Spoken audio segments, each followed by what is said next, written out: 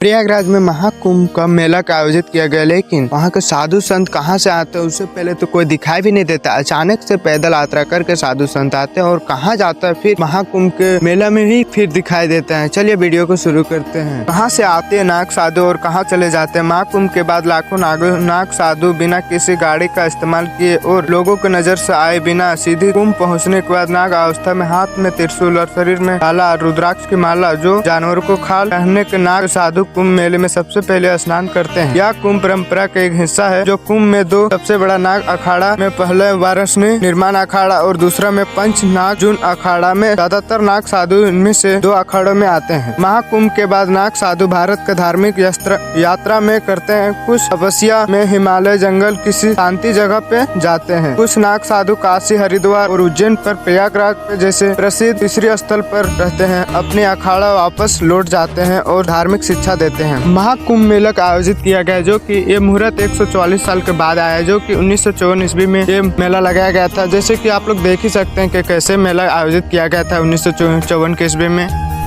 मेले के आरंभ होते ही उत्तर प्रदेश के मुख्यमंत्री पंडित गोविंद बल्लभ पंत ने मेले के बंदोबस्त का मुआयना किया।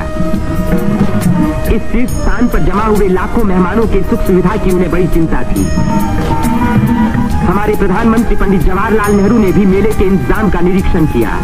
भारत के अन्य लाखों व्यक्तियों की भांति हमारे राष्ट्रपति श्री राजेंद्र प्रसाद ने भी त्रिवेणी में स्नान किया। हर घाट पर लोगों की भीड़ स्नान कर रही थी। उसमें नया जोश था और नई उम्मीदें थीं।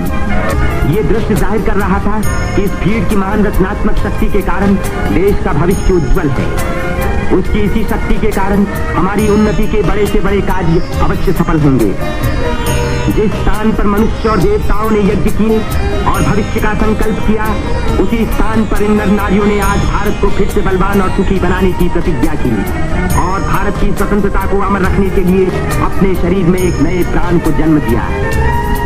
आप लोग देख ही सकते होंगे कि 1954 ईस्वी में इस तरह का लगाया गया था महाकुंभ मेला, और 2025 में कैसा लगा जा रहा है, क्यों लगा जा रहा है महाकुंभ, चलिए जानते हैं। कुंभ का महत्व ये है कि ये 12 साल में महाकुंभ लगता है और 6 साल में अर्ध कुंभ लगता है। ये तो महाकुंभ है। हाँ, ये महाकुंभ 12 साल वाला। हमारे 4 कुंभ होते हैं, हरिद्वार, प्रयागराज, नासिक, उसके बाद उज्जैन। ये वाला सबसे बड़ा और सबसे पवित्र माना जाता है। इस सारे कुंभों में सबसे बड़ा कुंभ प्रयागराज का माना जाता है। इस कालखंड में आपको लग रहा है ये समय भारत के लिए जो है बहुत ही विशेष समय है। हमको संभावना ये है कि कुछ ही सालों में हिंदू राष्ट्र को घोषित कर दिया जाए। महाकुंभ से जुड़ी कोई कहानी, कोई पौराणिक कहानी, क्यों मनाया जाता है महाकुंभ, क्यों लोग आते हैं यहाँ? महाकुंभ तो क्या है कि ये जब समुद्र मंथन हुआ था तो उसमें जो अमृत निकली थी तो राक्षस लेके भागे थे, जिसको विष्णु भगवान ने जो दौड़ाया था, तो उनसे छीनने के चक्कर में जहाँ जहाँ बूंद गिरी थी तो वहाँ कुंभ मनाया जाता है। अब ये समुद्र से निकला हुआ अमृत था, इसलिए जहाँ जहाँ पड़ा वहाँ देवता 33 करोड़ देवता वास करते हैं। और हाँ, वहाँ 33 करोड़ देवता कुंभ के महीने में आते हैं संत को दर्शन करने के लिए, संत उनकी दर्शन करने के लिए, आराधना करने के लिए, भजन करने के लिए।